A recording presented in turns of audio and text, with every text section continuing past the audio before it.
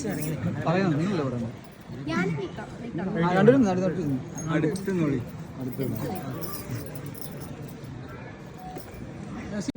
നല്ല വിശേഷങ്ങൾ.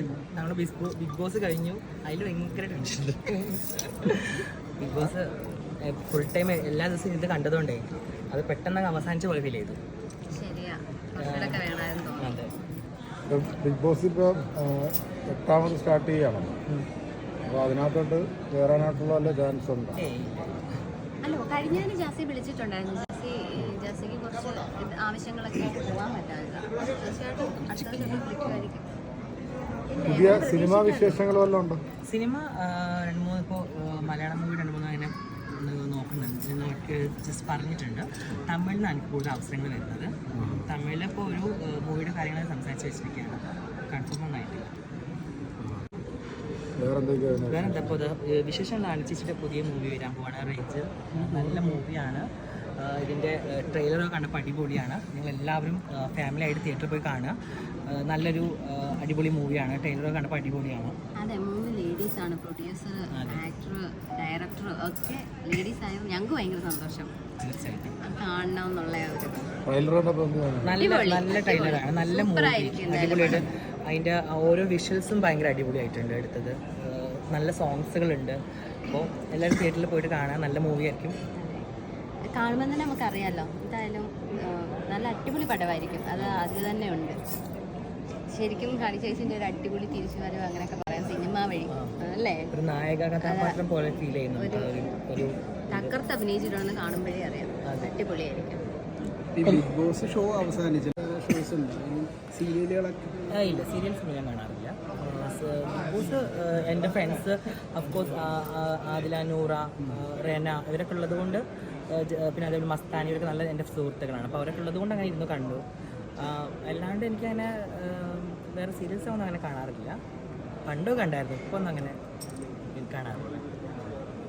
ഈ ബിഗ് ബോസിലെ ഈ 5 കണ്ടസ്റ്റൻസിൽ നൂറ വരും ഉറപ്പായിട്ടും വിചാരിച്ചിട്ടുണ്ടായിരുന്നു. നൂറിൻ്റെ ഒരു അൺഫെയർ എവിക്ഷൻ പോലെ എനിക്ക് ഫീൽ ചെയ്തു. നൂറ് ടോപ്പ് 5 വരുമെന്നാണ് ഞാൻ പ്രതീക്ഷ ഉണ്ടായിരുന്നത്. പക്ഷേ വന്നില്ല.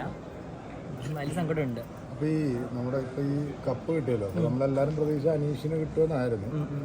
അപ്പം അനുവിന് കിട്ടിയതിനോട് എന്താ പറയുക? ഞാൻ അനീഷേട്ടനാണ് കൂടുതൽ സപ്പോർട്ട് ചെയ്തിട്ടുള്ളത്. മീഡിയാസിന് മുമ്പിലാണെങ്കിൽ ഞാൻ അനീഷേട്ടനെ കുറിച്ചാണ് കൂടുതൽ സംസാരിച്ചിട്ടുള്ളത്.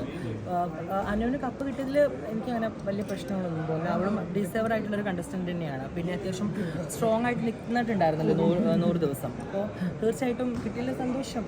അല്ല, പിന്നെ അനു ഈ PR-ലൂടെ മാത്രമാണ് വിൻ ചെയ്തതെന്നാണല്ലോ ഇപ്പം പബ്ലിക് പറയുന്നത്. അതെ, പിന്നെ യഥാർത്ഥത്തിൽ ഏറ്റവും കൂടുതൽ വോട്ട് നേടിയത് അനീഷാണെന്നാണ് പറയുന്നത്. കാരണം ബിഗ് ബോസ് കണ്ട പ്രേക്ഷകർ അതിലെന്താ പറയുക? ബിഗ് ബോസ് കണ്ട ആൾക്കാരെ ഉള്ളിലെല്ലാം അനീഷേട്ടന് വിന്നാവും തന്നെയായിരുന്നു എല്ലാവരും വിചാരിച്ചിട്ടുണ്ടായിരുന്നത്. പെട്ടെന്ന് അനുമോളായപ്പോഴുള്ളൊരു ചെറിയൊരു പ്രശ്നമാണ് എല്ലാവർക്കും. പിന്നെ PR എന്ന് പറയുമ്പോൾ ബിഗ് ബോസ് എല്ലാ സീസണിലും PR-കളും കാര്യങ്ങളും നടക്കുന്നുണ്ട്. ഈ പ്രാവശ്യമാണ് PR ഇത്രയും ചർച്ച ചെയ്യപ്പെട്ടത്.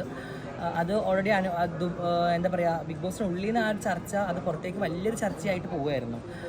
പിന്നെ അഫ്കോഴ്സ് കഴിഞ്ഞ സീസണിലും ഈ സീസണിലൊക്കെ PR ഓട്ടോമാറ്റിക് നമ്മൾ പോകുമ്പോൾ നമ്മളൊരു ഇൻസ്റ്റ അക്കൗണ്ട് ഒരാൾ ഏൽപ്പിച്ച് പോകുന്നതും ഒരു തരത്തിലൊരു PR വർക്ക് തന്നെയാണ്. പിന്നെ എൻ്റെ അഭിപ്രായത്തിൽ PR ഒന്നും ഇല്ലാണ്ട് തന്നെ ഒരു സപ്പോർട്ടും ഒരു സ്നേഹവും ഒക്കെ കണ്ടിട്ട് വോട്ടിങ്ങിലൂടെയാണ് ശരിക്കും ഒരു വിജയെ തിരഞ്ഞെടുക്കേണ്ടത്. അപ്പോഴാണ് ഒന്നും കൂടി ആ ഒരു എന്താ പറയുക, വിജയിച്ച ആൾക്കും അത് വിജയിപ്പിച്ച ജനങ്ങൾക്കും ഒരു ഇതുണ്ടാവുള്ളൂ, തൃപ്തി ഉണ്ടാവുള്ളൂ.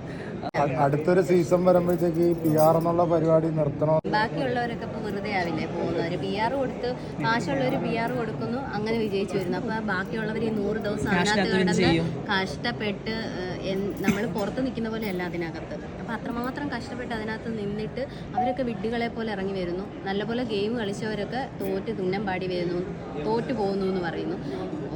അല്ലാത്ത കാശുള്ളവരൊക്കെ ജയിച്ചു വരുന്നു. അതൊക്കെ അങ്ങനൊന്നും വേണ്ട, PR ഒന്നും വേണ്ട. ശരിക്കും അല്ലാതെ ജെന്യുവിനായിട്ട് നടക്കട്ടെ, ജനങ്ങൾ തീരുമാനിക്കട്ടെ. അതായിരിക്കും ബെറ്റർ. ജനങ്ങളൊരു PR ആയിട്ട് നിൽക്കട്ടെ, അതായിരിക്കും ബെറ്റർ. ഇപ്പോൾ ലേറ്റസ്റ്റ് ഡീക്യുവിൻ്റെ ഒരു പടം ഇറങ്ങിയിട്ടുണ്ട്, കണ്ടായിരുന്നു? ഇല്ല, മുഴുവൻ കാണാൻ പറ്റിയിട്ടില്ല, തിരക്കുണ്ട്. പോയി കാണണം. നമുക്ക് എല്ലാ നല്ല മൂവീസും നല്ല റിവ്യൂള്ള മൂവീസൊക്കെ പോയി തിയേറ്ററിൽ പോയി കാണുന്ന വ്യക്തികളാണ് ഞങ്ങൾ. അപ്പോൾ പുതിയ മൂവി കാണാൻ കുറച്ച് തിരക്കാണ്. അത് കഴിഞ്ഞിട്ട് പോയി കാണണം. ഫസ്റ്റ് ഷോ കാണാൻ പറ്റുമെന്ന് അറിയില്ല, നോക്കും എന്തായാലും. സഹായം ചെയ്യാം എന്ന രീതിയിലാണ് ഞാനത് ചെയ്തത്. അതൊരിക്കലും പ്രീ പ്ലാൻ എന്നല്ല, അത് ആരോ വീഡിയോ എടുത്ത് അയച്ചു കൊടുത്ത് അങ്ങനെയൊക്കെയാണ് ചാനൽ. ശരിക്കും ഞാനത് എനിക്ക് പാടാൻ അറിയുന്ന വ്യക്തിയാണ്, വലുതായിട്ടൊന്നും പാടാറില്ല, അത്യാവശ്യം കുറച്ച് പാടാൻ അറിയും. ഞാൻ പാടുമ്പോൾ അവിടെ കുറച്ച് ആൾക്കാർ വരും, ആ ഏട്ടന് എന്തെങ്കിലും കിട്ടുമെന്നൊരു തോന്നലൊക്കെ ഉണ്ടായിരുന്നു. അത് മാഷാല്ലാതെ അയാൾക്ക് കിട്ടിയിട്ടുണ്ട്. അതെ, ശരിക്കും എനിക്കും പറയാനുള്ള കുറേ ആൾക്കാർ നെഗറ്റീവ് പറഞ്ഞു, ജാസി എന്തോ ആൾക്കാരുടെ പ്രീതി പിടിച്ചു പറ്റാൻ വേണ്ടിയിട്ടാണ്, വൈറലാവാൻ വേണ്ടിയിട്ടാണ്. ശരിക്കും അതല്ല, ഞാൻ അവിടെ കണ്ടുകൊണ്ട് നിൽക്കുകയാണ്. ജാസി ആദ്യം എനിക്ക് പാടിയാൽ കൊള്ളാമെന്നുണ്ട്, ആ ചേട്ടൻ എന്തെങ്കിലും കിട്ടുവാണെങ്കിൽ കിട്ടട്ടെ എന്ന് എന്നോടാണ് പറയുന്നത്. അപ്പോൾ ഞാൻ പറഞ്ഞു വാ ജാസി നമുക്കൊന്ന് ചോദിച്ചു നോക്കാം. അപ്പോൾ ആ ചേട്ടൻ അവിടെ ഇങ്ങനെ കൈ കാണിച്ചു, ജാസിയെ കണ്ടോണേ. അപ്പോൾ ആ ചേട്ടനോട് ജാസി അങ്ങോട്ട് ഞാൻ ചേട്ടാ ഞാൻ ഒന്ന് പാടിക്കോട്ടെ, പാടിക്കോ എന്ന് അത്ര സന്തോഷത്തോടാണ് പറഞ്ഞത്. അപ്പോൾ രണ്ടിലേയും പാടുമോ? ഫേവറേറ്റ് പാട്ടുകാരെ പാടിക്കും. മജ്നൂവിൻ നാട്ടില് മൈലാഞ്ചി പൂവിട്ട കാട്ടില് ബൈത്തുകൾ മൂളുന്ന കാറ്റലേ കണ്ടുവോ നീയാമാരനീ ലൈല മജ്നൂവിൻ നാട്ടില്. മാറിനെ കണ്ടെത്തിയോ? മാരൻ ഓൾറെഡി ഉണ്ടല്ലോ.